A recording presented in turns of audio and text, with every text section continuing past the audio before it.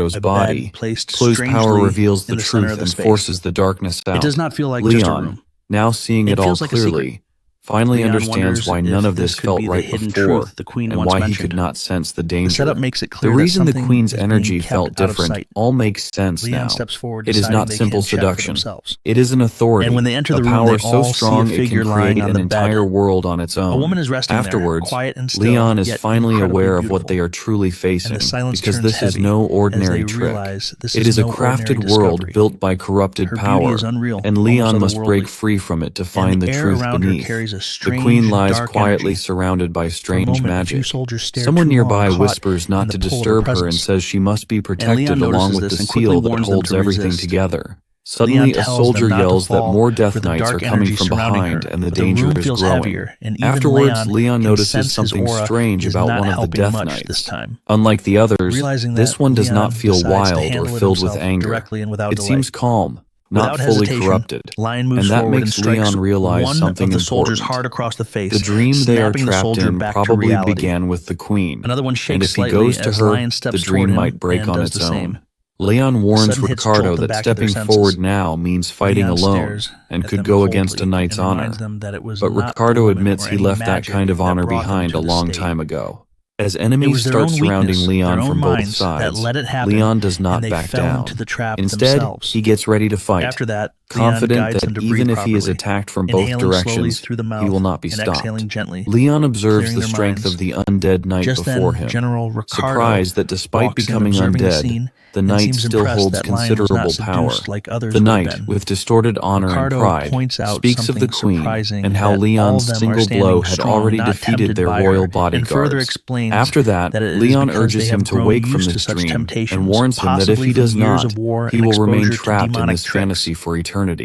As Leon processes the knight's words, he has a strange feeling that while many have betrayed their oaths, the apostles have stayed loyal, and this creates doubt in Leon's mind. The Queen, Beatrice, despite all that has happened, had asked him to kill the apostles, which does not sit right with him, and he begins to sense that the truth behind everything is more complex than it appears.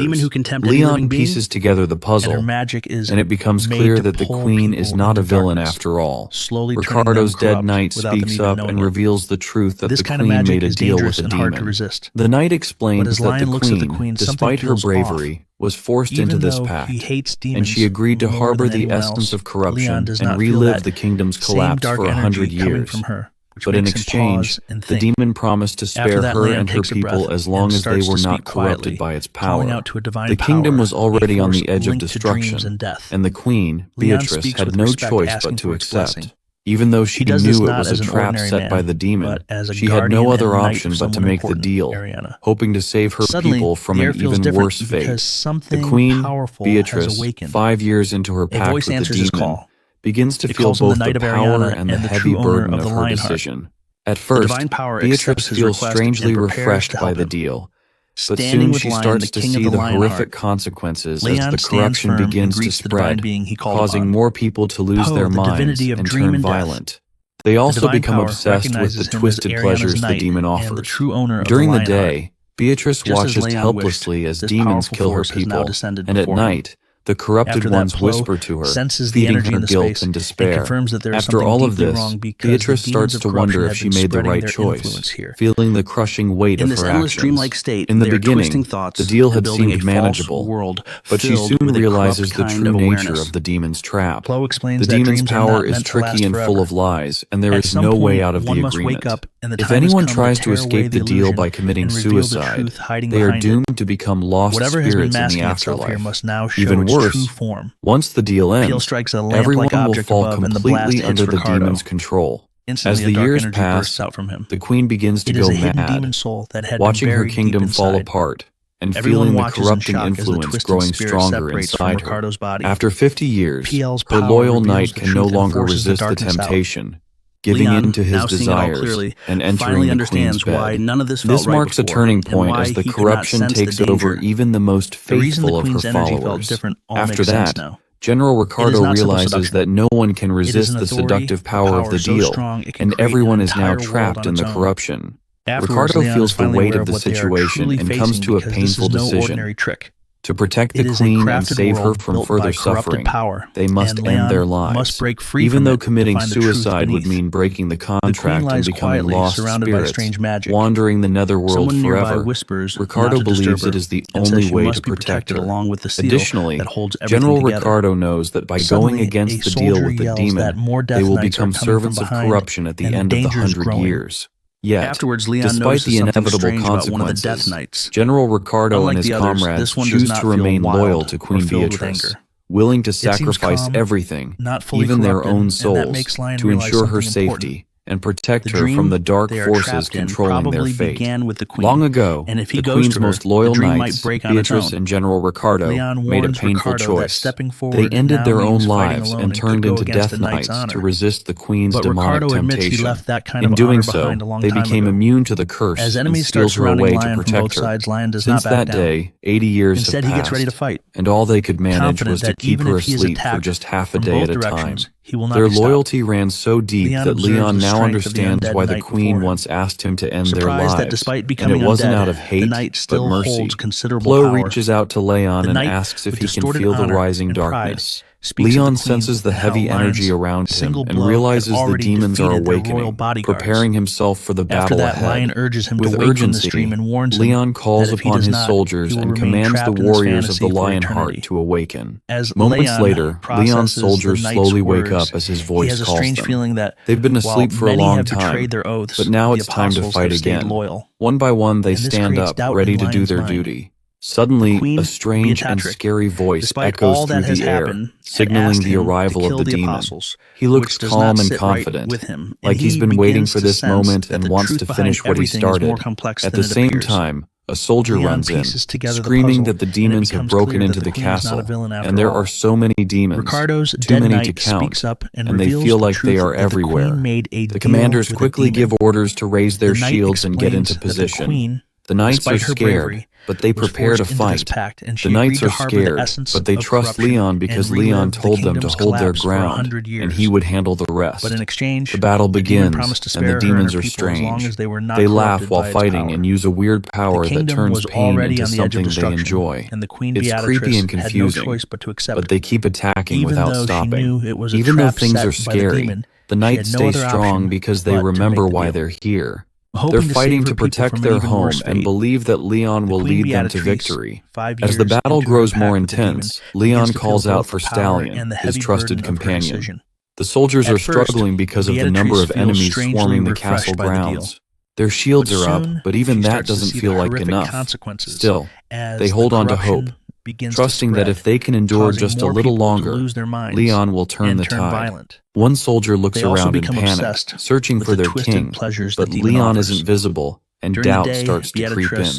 For a moment, they think it's all over. The enemies are demons of pleasure. They aren't strong in one-on-one fights, but their real power comes from the way they affect others. Their abilities weaken willpower, making them hard to resist. Leon knows this trick well because it's a tactic often used by powerful demons of pleasure, overwhelming with numbers, distracting the mind, and dulling the body's strength. Leon realizes he needs more power to fight back, because his current strength isn't enough to break through the buff protecting the enemies. There's hesitation in his heart, unsure if he can manage it in time, but he shakes off the doubt. This has to end, and he knows it must be done. Leon shouts for everyone to charge, and with his voice leading the way, the soldiers push forward. Suddenly, General Ricardo wakes up from the long dream, and the illusions fade. He realizes the nightmare is over. Ricardo remembers everything and rises, finally free from the curse. Leon notices that Ricardo still holds on to his loyalty to the Queen deep in his heart, and that loyalty hasn't faded. Leon acknowledges it because that kind of faith is how it should be. Facing a king from another land, Leon listens as General Ricardo speaks of the heavy losses they've endured. Despite all the pain, they're still willing to believe that Leon can bring change, and they're ready to place their hopes in him. Leon makes a silent promise to carry their expectations and prove their trust wasn't misplaced. In that moment, Leon stands as more than just a warrior. He becomes a symbol of hope. Leon then calls out to the divinity of war and fire. Even when the world had fallen to demons and the gods were forced to retreat into his heart, Leon remained firm. Now, in this moment, when everything feels like it could fall apart again, Leon asks for strength. He carries not only the will of hunters, but also the hopes of the Queen's loyal knights, refusing to let the darkness win. Leon refuses to step back because he knows that without his strength, the fire of hope will vanish.